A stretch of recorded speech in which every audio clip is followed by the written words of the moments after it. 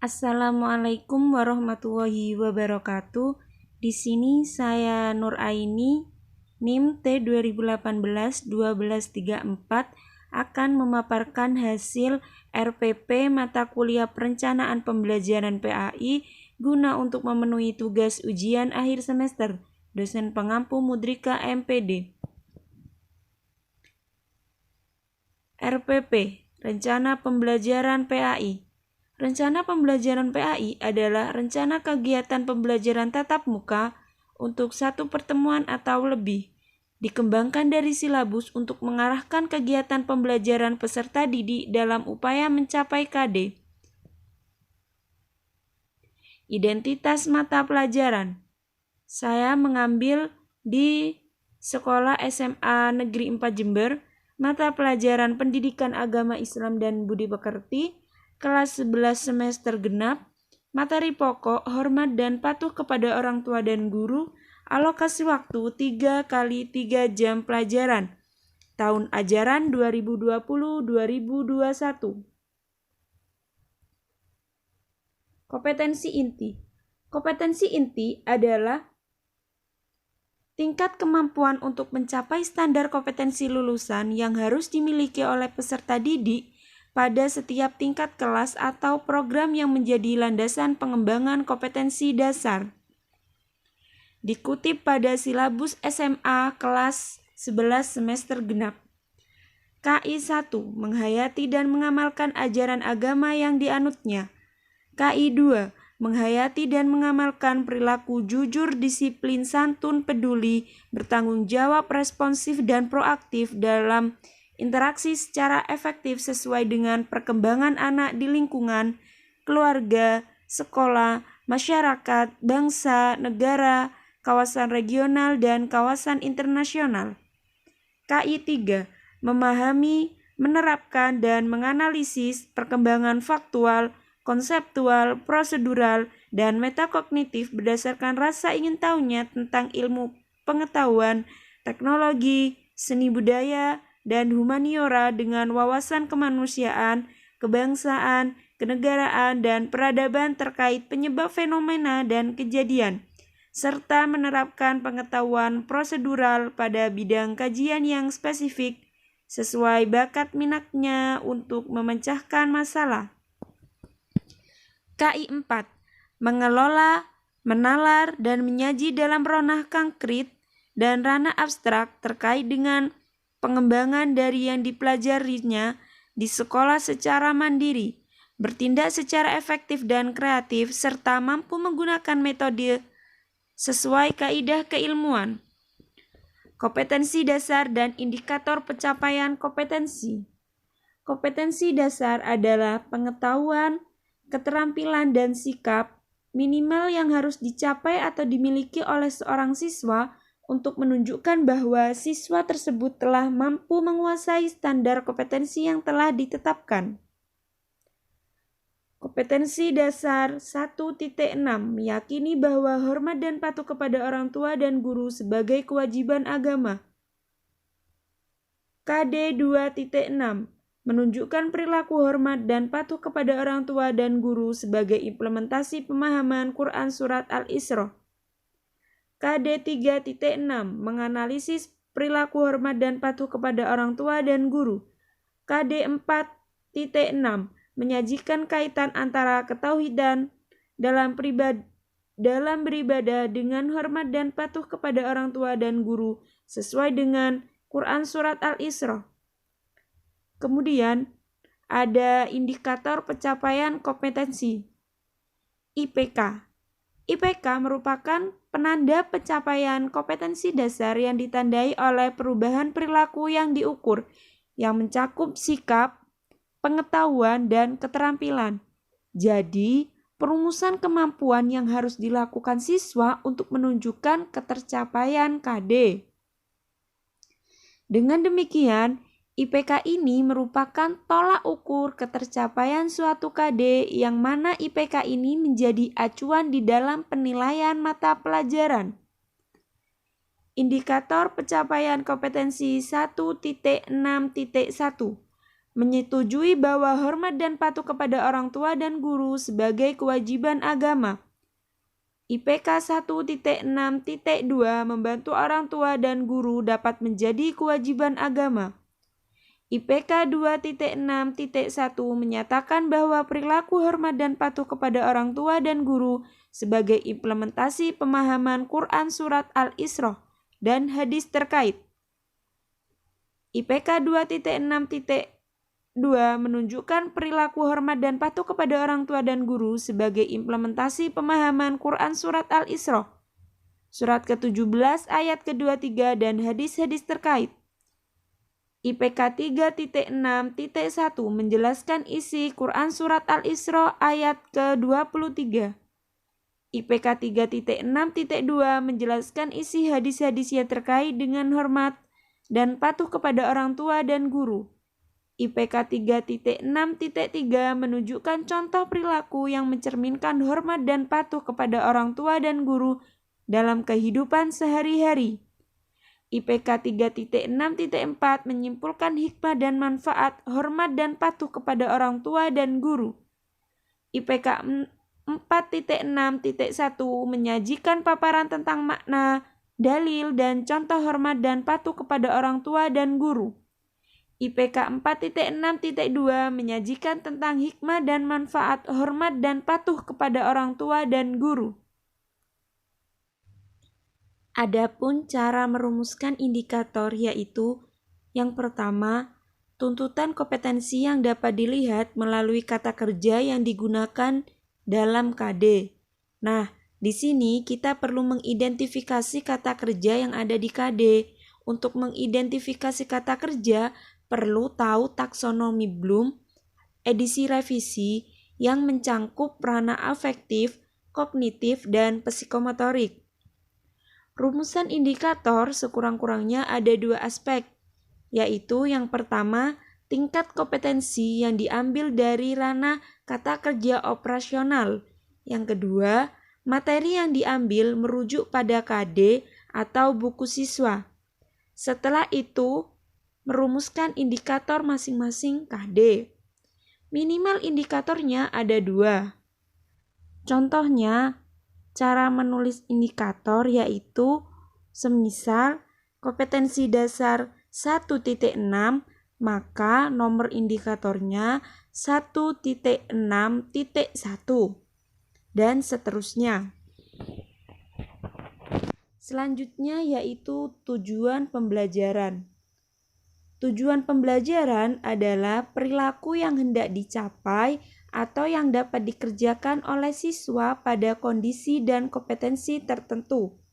Di sini pertemuan 1 tujuan pembelajarannya 3.6.1 menjelaskan isi Quran Surat Al-Isra Surat ke-17 ayat ke-23 dengan benar. 3.6.2 menjelaskan isi hadis-hadis yang terkait dengan hormat dan patuh kepada orang tua dan guru dengan benar. Pertemuan kedua, 3.6.3 menunjukkan contoh perilaku yang mencerminkan hormat dan patuh kepada orang tua dan guru dalam kehidupan sehari-hari dengan tepat. 3.6.4 menyimpulkan hikmah dan manfaat hormat dan patuh kepada orang tua dan guru dengan tepat. Pertemuan ketiga, 4.6.1 menyajikan paparan tentang makna, dalil, dan contoh hormat dan patuh kepada orang tua dan guru dengan tepat. 4.6.2 menyajikan tentang hikmah dan manfaat hormat dan patuh kepada orang tua dan guru dengan tepat. Cara menentukan tujuan pembelajaran yaitu yang pertama, memilih kompetensi dasar 3 dan kompetensi dasar 4. Yang kedua yaitu menentukan metode pembelajaran yang akan digunakan.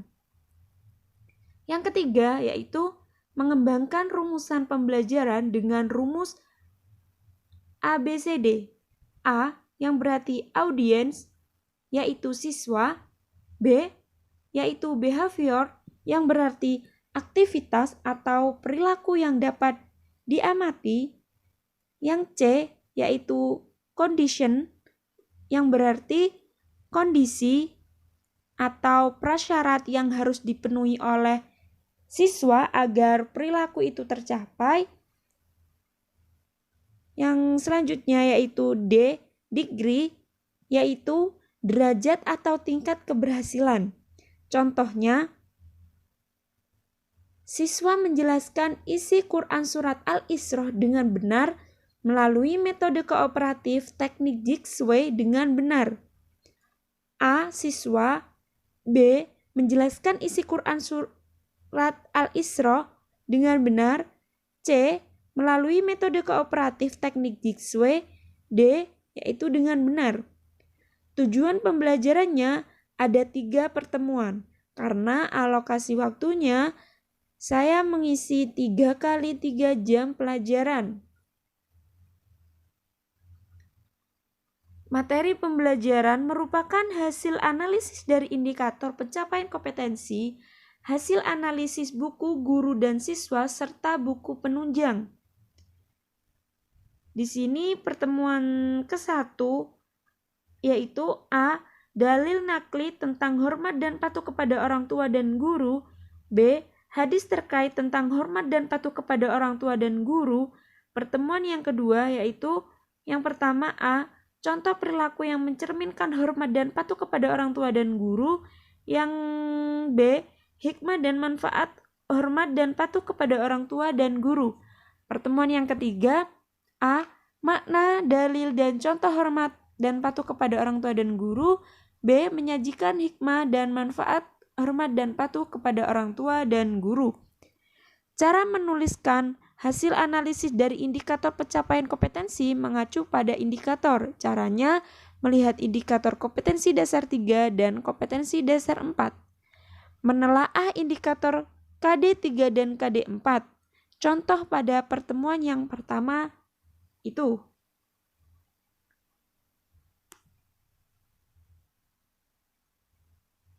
Metode pembelajaran.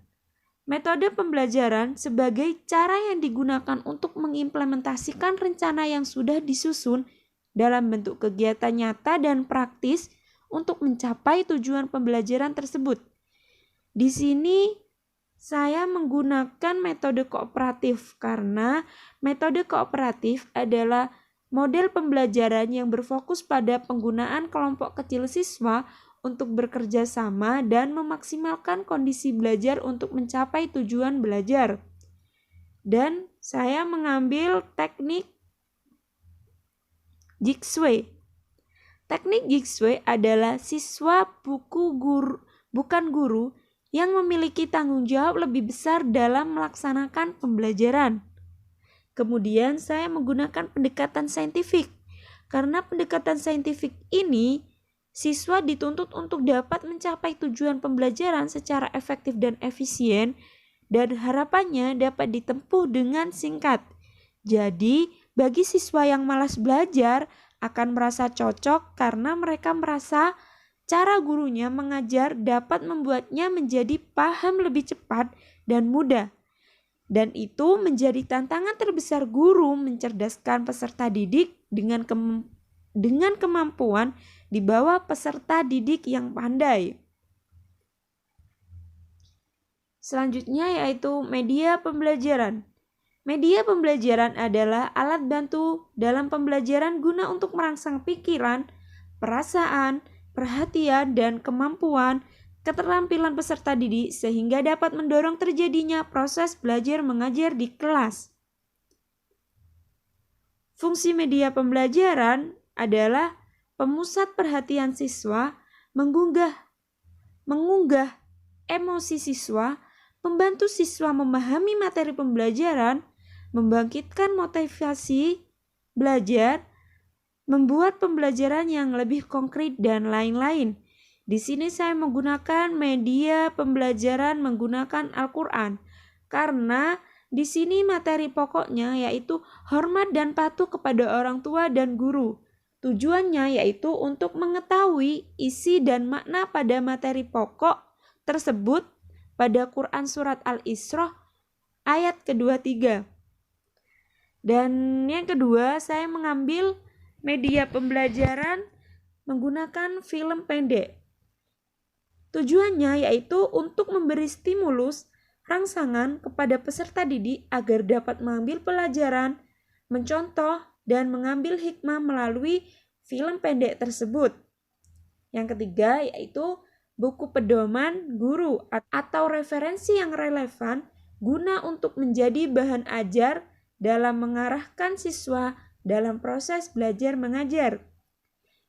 Yang keempat yaitu menggunakan LCD atau proyektor dan laptop guna untuk menampilkan PPT atau gambar atau film pendek yang saya sebutkan tadi guna untuk memberi stimulus kepada siswa. Selain itu, untuk menambah agar pembelajaran dapat menarik. Selanjutnya yaitu sumber belajar. Sumber belajar adalah segala sesuatu baik berupa pesan, orang, bahan, metode, alat, lingkungan yang dapat digunakan menjadi sumber informasi peserta didik untuk belajar sehingga dapat mempermudah peserta didik untuk mencapai pembelajarannya yang diinginkan. Saya menggunakan sumber belajar yaitu menggunakan Al-Quran. Karena Al-Quran selain sebagai pedoman bagi manusia dalam menjalani hidup pada materi hormat dan patuh kepada orang tua dan guru, Al-Quran digunakan agar siswa dapat menganalisis perilaku hormat dan patuh kepada orang tua dan guru.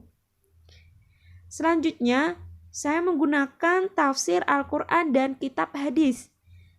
Tujuannya agar siswa dapat mengetahui isi hadis-hadis yang terkait dengan perilaku hormat dan patuh kepada orang tua dan guru. Kemudian, saya menggunakan kitab Asbabun Nuzul dan Asbabul Wuruj. Dan yang terakhir, saya menggunakan lingkungan sekitar. Karena lingkungan sekitar tidak menutup kemungkinan peserta didik mendapat dorongan belajar dan dapat mengimplementasikan pemahaman terkait Quran Surat Al-Isra surat ke-17 ayat ke-23 tentang hormat dan patuh kepada orang tua dan guru. Selanjutnya yaitu langkah-langkah pembelajaran adalah melakukan penelitian proses dan hasil belajar siswa. Maksudnya di sini pembelajaran tatap muka pertemuan kedua. Saya mengambil pembelajaran tatap muka pertemuan kedua. Pada kolom kegiatan pendahuluan berisi tentang orientasi seperti salam, pembuka, sapaan, doa, dan lain-lain. Orientasi di sini yaitu melakukan salam pembuka, memanjatkan syukur kepada Tuhan Yang Maha Esa dan berdoa untuk memulai pelajaran. Memeriksa kehadiran peserta didik sebagai sikap disiplin. Menyiapkan fisik dan psikis peserta didik dalam mengawali kegiatan pembelajaran. Selanjutnya yaitu apersepsi. Apersepsi di sini yaitu proses menghubungkan pengetahuan lama dengan pengetahuan baru. Di sini yaitu mengingatkan materi atau tema atau kegiatan pembelajaran yang akan dilakukan dengan pengalaman peserta didik. Mengajukan pertanyaan yang ada keterkaitannya dengan pelajaran yang akan dilakukannya. Selanjutnya yaitu motivasi, berisi motivasi. Motivasi di sini yaitu berisi kata-kata motivasi, manfaat mempelajari materi, atau ice breaking, atau tepuk, atau nyanyi, atau dan lain-lain. Di sini isinya yaitu memberikan gambaran tentang manfaat mempelajari pelajaran yang akan dipelajari dalam kehidupan sehari-hari. Apabila materi atau tema maupun proyek yang dikerjakan dengan baik dan sungguh-sungguh, maka akan mendapatkan hadiah. Selanjutnya yaitu pemberian acuan. Tujuannya yaitu agar pembelajaran yang akan dicapai dapat berjalan dengan baik. Pemberian acuan yaitu memberikan materi pembelajaran yang akan dibahas pada pertemuan saat ini. Selanjutnya yaitu pembagian kelompok belajar. Yang ketiga, memberitahukan KIKD dan KKM pada pertemuan yang berlangsung. Selanjutnya yaitu pembagian kelompok belajar. Di sini pada pendahuluan saya memberi alokasi waktu 15 menit.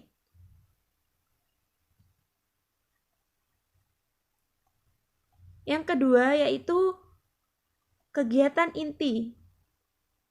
Kegiatan inti terdapat menggunakan 5M. Mengamati, menanya, mengeksplorasi atau mengumpulkan data, mengasosiasikan atau menganalisis, dan mengkomunikasikan. Di sini mengamati yaitu guru memberikan lembar kerja materi Quran Surat Al-Isra, surat ke-17 ayat ke-23. Lalu setelah diamati, guru memberikan contoh-contoh materi Quran Surat Al-Isra untuk dapat dikembangkan oleh peserta didik. Selanjutnya yaitu setelah mengamati, siswa menulis resum dari hasil pengamatan dari bacaan terkait Quran Surat Al-Isra tadi. Kemudian mengajukan pertanyaan tentang materi Quran Surat Al-Isra. Selanjutnya siswa yang tidak dipahami dari apa yang telah diamati dapat mengajukan pertanyaan untuk mengembangkan kreativitas, rasa ingin tahu, atau sikap pemikiran kritisnya. Selanjutnya, mengeksplorasi atau menyampaikan informasi. Siswa mencatat semua informasi tentang materi Quran Surat Al-Isra yang telah diperoleh pada buku catatan dengan tulisan yang rapi dan menggunakan bahasa Indonesia yang baik dan benar. Selanjutnya, mengelola informasi atau mengasosiasi. Siswa mengelola informasi dari materi Quran Surat Al-Isra yang sudah dikumpulkan atau hasil kegiatan mengamati dan kegiatan mengumpulkan informasi yang sedang berlangsung dengan bantuan pertanyaan pada lembar kerja. Selanjutnya, mengkomunikasikan. Siswa menyampaikan hasil diskusi tentang materi Quran Surat Al-Isra berupa kesimpulan berdasarkan hasil analisis secara lisan, tertulis, dan lain-lain untuk mengembangkan sikap jujur, teliti, kemampuan berpikir, sistematis, dan mengungkapkan pendapat dengan sopan. Selanjutnya, mempresentasikan hasil diskusi kelompok tentang materi Quran Surat Al-Isra, surat ke-17. Selanjutnya, bagian penutup. Bagian penutup di sini berisi kegiatan umpan balik, di mana umpan balik tersebut memberikan tanggapan terhadap kegiatan belajar atau hasil belajar yang telah dilakukan. Selanjutnya, berisi tindak lanjut. Tindak lanjut di sini berkaitan dengan apa yang akan dilakukan selanjutnya, baik berupa penugasan PR, pengayaan, atau penerapan dalam kehidupan sehari-hari. Di sini penutupnya berisi guru memberikan apresiasi terhadap kegiatan diskusi yang telah berjalan dengan lancar dan baik. Guru memberikan hadiah kepada peserta didik yang mendapatkan nilai skor tinggi. Guru memberikan pekerjaan siswa yang selesai pada pelajaran Quran Surat Al-Isra. Guru memberikan paraf serta nomor urut peringkat para peserta didik yang selesai mengerjakan tugas proyeknya pada materi pelajaran Quran Surat Al-Isra. Selanjutnya, guru menyampaikan rencana pembelajaran pada pertemuan berikutnya. Di sini saya memberi alokasi waktu 15 menit. Adapun langkah-langkah pembelajaran pada pembelajaran daring. Pendahuluan di sini berisi orientasi, guru menyapa murid dan berdoa bersama sebelum pembelajaran daring dimulai pada WhatsApp group ataupun menggunakan Google Classroom atau e-learning dan lain-lain. Guru melakukan presensi melalui WhatsApp Group, e-learning, Google Classroom, dan lain-lain. Guru memberikan gambaran tentang pelajaran yang akan dilakukan di WhatsApp Group, Google Classroom, e-learning, dan lain-lain. Apersepsi berisi mengaitkan materi atau tema kegiatan pembelajaran yang akan dilakukan dengan peserta didik dengan materi atau tema atau kegiatan sebelumnya melalui video ataupun WhatsApp Group, dan lain-lain. Motivasi di sini pada pendahuluan pembelajaran daring berisi murid merespon pertanyaan yang diberikan oleh guru, lalu mencatat siapa saja keaktifan murid tersebut. Murid bersama guru melakukan kesepakatan tentang rencana pembelajaran yang akan dilakukan mulai dari pengumpulan tugas dan batas waktunya. Di sini saya memberikan alokasi waktu 10 menit. Pada kegiatan inti berisi pada mengamati, murid mengamati tayangan materi PPT atau gambar di WhatsApp Group ataupun di Google Classroom dan lain-lain. Murid menanggapi tayangan tersebut dan mengkritisi materi pembelajaran Quran Surat Al-Isra pada WhatsApp Group, Google Classroom, dan lain-lain. Setelah itu, pada mengajukan pertanyaan tentang materi, murid menanyakan hal yang belum dipahami apa yang diamati pada saat pembelajaran berlangsung di e-learning, WhatsApp Group, maupun menggunakan Zoom, Meet, dan lain-lain. Setelah mengkomunikasikan, pada bagian mengkomunikasikan, murid mempresentasikan infografis mereka melalui Zoom, Meet, dan lain-lain. Guru memberikan kesempatan kepada murid untuk saling mengemukakan pendapat pada kolom komentar, entah itu dari WhatsApp Group, e-learning, dan lain-lain. Guru memberikan apresiasi kepada murid yang aktif dengan tanya jawab, dengan mengirimkan emotikon jempol dan tepuk tangan untuk memotivasi mereka supaya tambah semangat. Di sini saya memberikan alokasi waktu 30 menit. Pada bagian penutup, di sini murid menyimpulkan materi yang telah dipaparkan pada kelompok presentasi pada saat pembelajaran berlangsung melalui WhatsApp Group, e-learning, dan lain-lain. Murid melakukan refleksi yang telah dipelajari. Guru menyampaikan terima kasih kepada murid yang telah mengikuti proses pembelajaran. Memberikan motivasi kepada murid agar murid selalu bersemangat dalam setiap pembelajaran. Siswa yang masih kesulitan tentang materi yang telah disampaikan dapat menghubungi guru melalui WhatsApp Group dan media lain-lainnya. Dan guru mengucapkan salam tanda menutup pembelajaran berlangsung. Di sini saya memberikan alokasi waktu 10 menit. Selanjutnya, adapun penilaian.